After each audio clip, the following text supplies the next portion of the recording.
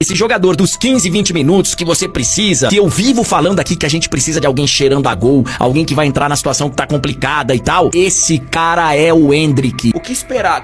Quando você olha pro Endrick, aonde ele pode chegar? Melhor do mundo. O nome da esperança da seleção não é Neymar, é Endrick. O Endrick, nas poucas vezes que teve chance, sempre me pareceu muito mais à vontade com a camisa da seleção brasileira do que o Vinícius, de um cara muito mais jovem. E não é mais uma questão de futuro. O Endrick já é hoje o nosso melhor centroavante. Ele nasceu no ano em que a França ainda sonhava com o título mundial, cresceu dentro de um clube que vira crias em craques, foi vendido por o maior clube do planeta ainda adolescente, virou reserva, foi emprestado e agora toda vez que entra em campo pela seleção, alguma coisa decisiva acontece. Não é coincidência, é padrão. E entender esse padrão é a chave para entender por que o Endrick pode ser a peça mais imprevisível dessa Copa. Hoje, vamos contar a trajetória do Endrick e explicar por que o jeito que ele entra no campo pode valer mais do que qualquer titularidade. Mas antes, você já tá ligado. Deixa o seu like, se inscreva no canal e comenta aqui embaixo. O Endrick deveria ser titular ou continuar sendo a carta na manga do Ancelotti? Comenta aí, rapaziada, e bora pro vídeo. Tem jogadores que precisam de tempo para mostrar o que vale. Precisam se aquecer, sentir o jogo, entender o ritmo do adversário antes de produzir qualquer coisa relevante. E tem outro tipo de jogador, mais raro, mais difícil de formar, que opera de um jeito completamente diferente. Entra frio, sem aquecimento prolongado e em poucos minutos já está no centro da jogada decisiva. O Endrick pertence a esse segundo grupo. E o mais impressionante é que esse comportamento não é exceção dentro da carreira dele. É a regra. Cada vez que ele entrou em campo pela seleção brasileira em momentos de maior pressão, o resultado foi parecido. Pouco tempo, alto impacto. E isso não é sorte repetida. É um padrão que se formou ao longo de uma trajetória que começou muito antes dele chegar à Europa. E o que ajuda a explicar exatamente o tipo de jogador que ele é hoje. A base de tudo foi construída dentro de um clube que tem histórico de revelar atacantes com instinto de finalização acima da média. Desde muito jovem, o que chamava atenção nele não era apenas a técnica, era a urgência. Entrava em campo como quem só reconhece uma região do gramado como território de interesse, a área adversária. Não importava a categoria, não importava o adversário e não importava o contexto da partida. A postura era sempre a mesma: atacar o espaço, antecipar a segunda bola e estar pronto para finalizar antes de qualquer jogador percebesse que a oportunidade existia. Esse tipo de comportamento, quando aparece de forma consistente num jogador muito jovem, costuma ser o sinal mais confiável de que existe ali algo que não se ensina em nenhuma categoria de base, e foi exatamente esse padrão que chamou a atenção de um dos maiores clubes do mundo ainda na adolescência. A chegada à Europa, ainda com 16 anos, veio carregada de simbolismo, recepção de multidão, emoção visível e a sensação de que mais um capítulo de uma história predestinada estava sendo escrito. Mas o futebol de elite europeu não funciona por simbolismos. Funciona por minutagem, por hierarquia e por concorrência interna que não dá desconto pra ninguém, dependente da expectativa que a chegada gerou. O elenco que ele encontrou tinha múltiplos atacantes de nível mundial disputando as mesmas posições, e a realidade que se impôs foi a mesma que qualquer jovem brasileiro enfrenta ao chegar num clube desse porte: virar peça de rotação, treinar em alto nível, mas ver o espaço em campo encolher drasticamente. Essa fase, que de fora parece estagnação, é na verdade onde muitos jogadores jovens descobrem se têm ou não maturidade necessária para lidar com a frustração sem perder a identidade. A resposta para essa falta de espaço veio através de um empréstimo, decisão que na época gerou leituras diferentes. Alguns viram como recuo, outros como necessidade. O que aconteceu na prática foi a confirmação de que a produção sempre existiu, só precisava de oportunidade regular para se manifestar. 8 gols e 8 assistências em 21 jogos não é um número de jogador que precisa de mais tempo para desenvolver instinto. É um número de jogador que já tinha um instinto e só precisava de minutos para mostrar. Foi essa sequência consistente, jogo após jogo, que mudou a forma como ele passou a ser visto, não apenas pela torcida, mas pela própria comissão técnica da seleção, que viu ali a confirmação de que aquilo não era um hype construído por redes sociais, era produção real, sustentada e repetida. Tem uma característica no histórico dele pela seleção que se repete de forma quase cirúrgica: o tempo que ele precisa em campo para produzir algo decisivo é sempre curto, e o contexto em que isso acontece costuma ser de jogo equilibrado ou difícil, nunca de uma partida já resolvida. Quando o Diniz levou o Endrick para a seleção ano passado, era uma clara aposta no futuro. Ele viu um potencial de fenômeno no garoto e decidiu trazê-lo para a seleção, mas era uma clara aposta no amanhã. Tanto que o Endrick sai do banco contra a Colômbia, aquela derrota fora de casa, ele entra no minuto 82. E contra a Argentina no Maracanã, o Brasil também perdendo o jogo, sem Neymar, sem Vini Júnior, sem Paquetá, ele entrou no minuto 72 e ficou a sensação aquele dia no Maracanã, o gostinho de quero mais, de que ele poderia ter feito a diferença se tivesse entrado, por exemplo, no intervalo. Aí vem a era Dorival e o Endrick faz uma coisa absurda, que são 3 gols em 3 jogos saindo do banco. Contra a Inglaterra, ele entra no minuto 71 e marca o gol da vitória em Wembley e se torna o jogador mais jovem do futebol profissional a marcar no mítico estádio inglês. Depois, contra a Espanha, ele entra no segundo tempo, ele entra no intervalo e faz um dos gols daquele empate. E contra a seleção mexicana, no sábado à noite, ele entrou no minuto 61 e fez o gol da vitória. O que isso quer dizer? Que ele tem 5 participações em jogos, saindo do banco, 3 gols. Fazendo uma média, o Endrick marca 1 gol a cada 51 minutos em campo pela seleção.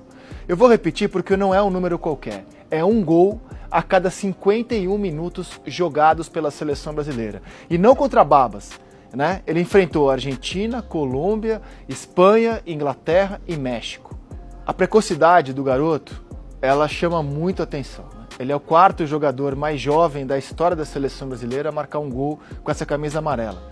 Mas em vez de projetar o futuro brilhante que esse garoto que completa 18 anos em julho tem pela frente, vamos falar do presente? Para mim tá claro, vendo a seleção brasileira jogar e os números que ele já tem, que não é mais uma questão de futuro. O Endrick já é hoje o nosso melhor centroavante. Contra uma seleção europeia forte fora de casa, entrou em campo e em poucos minutos já havia decidido. Dias depois, contra outra seleção de peso, também fora de casa, entrou no intervalo de um jogo embolado e precisou de poucos minutos para equilibrar o placar. Esses não são detalhes aleatórios, são evidências de um padrão comportamental. Ele não precisa se ambientar ao ritmo do jogo, ele entra já dentro do ritmo como se tivesse estado em campo desde o início. Essa capacidade de ligar o botão instantaneamente é uma das características mais raras e mais valiosas que um atacante pode ter, especialmente em competições onde cada minuto de jogo carrega um peso desproporcional. Existe uma declaração pública de um dos líderes do grupo, feita antes da lista final dos convocados, que merece ser analisada com cuidado, não pelo teor isolado,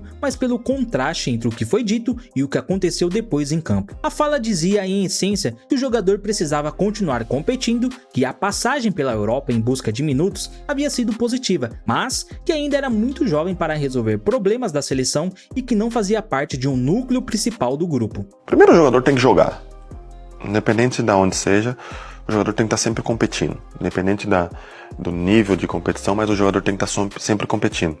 Mas assim, acho que foi boa essa ida dele pro Lyon, para ele ver, para ele ter a sensação de jogar, mas é muito jovem.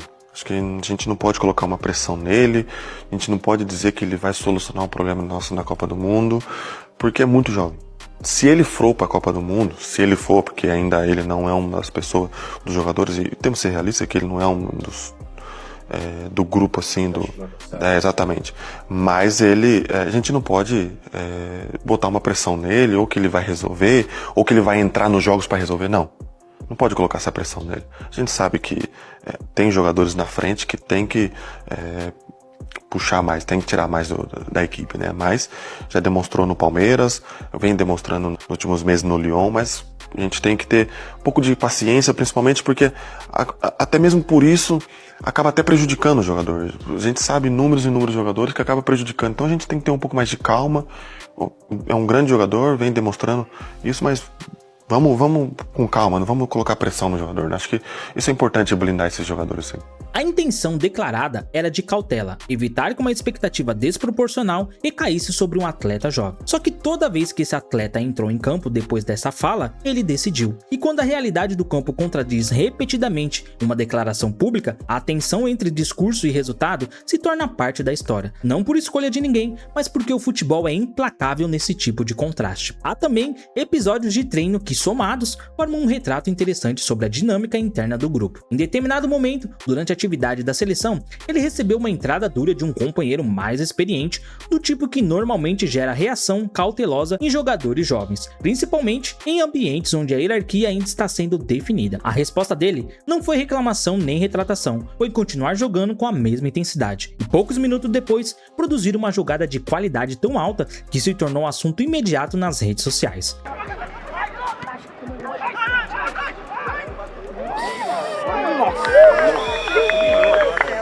Meu pai do céu. Esse tipo de reação, ou melhor, ausência de reação negativa, diz muito sobre o tipo de maturidade emocional que ele desenvolveu ao longo da carreira. Pressão externa, cobrança, contato físico mais intenso, nada disso parece alterar o padrão de comportamento dele em campo. E esse é exatamente o tipo de estabilidade emocional que se torna ainda mais valiosa quando o ambiente é de Copa do Mundo. Os amistosos de preparação antes da Copa reforçaram esse padrão de formas diferentes, e isso é importante para mostrar a versatilidade, não sorte repetida. Numa partida, entrou e em poucos minutos já havia sofrido um pênalti convertido pelo companheiro e dado assistência para outro gol. Participação dupla em pouquíssimo tempo de jogo. Em outra, num jogo de goleada onde o elenco inteiro foi rodado, teve atuação consistente mesmo no contexto sem pressão de resultado. E na última partida antes da Copa, num jogo equilibrado contra adversários competitivos, entrou no segundo tempo e precisou de poucos minutos para marcar o gol da vitória. Exatamente no momento em que o time precisava de uma resposta. 4 contextos diferentes, perfis de jogos diferentes, resultados parecidos. Isso não se constrói por acaso ao longo de uma temporada inteira, constrói-se ao longo de uma carreira. A pergunta sobre a titularidade precisa ser feita sem romantismo, como qualquer análise séria exige. Se a discussão fosse puramente sobre currículo recente de clube, existem outros nomes no ataque brasileiro com números de temporada que impressionam muito mais. Artilheiros de ligas competitivas, jogadores reconhecidos internacionalmente, atacantes em fases de carreira consolidadas. Por esse critério isolado,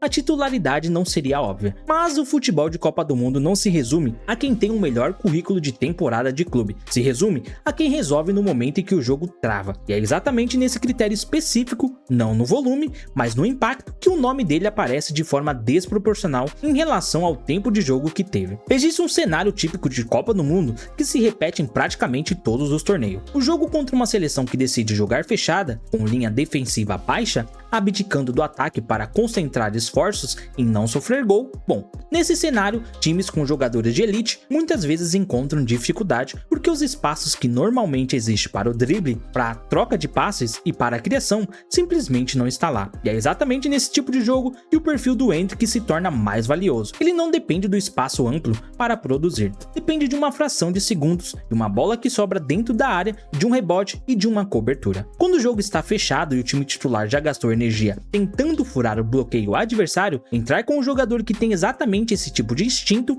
pode ser a diferença entre um empate frustrante e 3 pontos decisivos. A postura do treinador em relação a essa discussão tem sido consistente. Reconhecimento público da qualidade, sem confirmação de titularidade, mas com indicação clara de que existe um plano de uso estratégico ao longo do torneio. Para quem acompanha a carreira de treinadores que já geriram elencos cheios de estrelas ao longo de décadas, esse tipo de postura não é indecisão, é gestão deliberada. Usar um jogador específico como resposta tática para momentos específicos do jogo é uma ferramenta que treinadores experientes valorizam profundamente porque ela transforma a partida numa equação que os adversários não conseguem resolver completamente. Se o time titular já é forte e ainda existe esta carta disponível para o segundo tempo, o adversário precisa gerir o próprio cansaço pensando em uma ameaça que ainda nem entrou em campo. Isso por si só já é uma vantagem psicológica. O Brasil vai entrar nessa Copa com estreia marcada contra um adversário que chegou às semifinais na edição anterior. Um time difícil, organizado, que sabe jogar sob pressão. E o grupo no geral promete jogos equilibrados do tipo onde detalhes decidem. Se o padrão que se formou ao longo da carreira do Endrick se mantiver,